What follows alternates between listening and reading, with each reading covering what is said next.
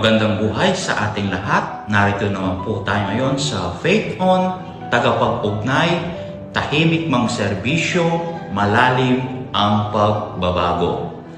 Hindi lang tagapagpatupad ng batas, hindi lang nakabantay sa kalsada.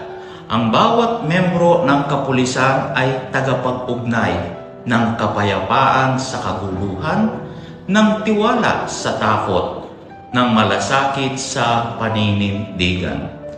Minsan kulang ang tulog, madalas sobra ang sakripisyo.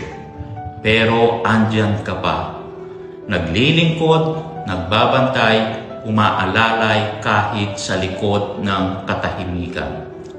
Ang bawat simpleng kilos mo, pagtulong sa bata, pag-unawang salita sa galit ng motorista, pag-unawa sa iyak ng ina, may binubuong pagbabago. At kahit hindi palaging napapansin, may Diyos na laging nakakakita. Sa panghuli, samahan ninyo po ako sa isang panalangin.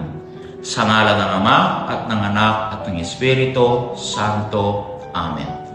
Panginoon, Ikaw ang bukal ng kapayapaan at katarungan. Salamat sa mga pulis na buong loob na nakikibahagi sa iyong gawain ng protekta at paglilingkod. Sa gitna ng pagod at panganib, ipaalala mo ang iyong salita, "Do not fear, I am with you. I will strengthen you, I will help you." Patatagin mo ang loob nila at sa bawat kilos ng kabutihan, ikaw nawa ang makita. Amen. Sa ngalan ng Ama at ng Anak at ng Espiritu Santo. Amen.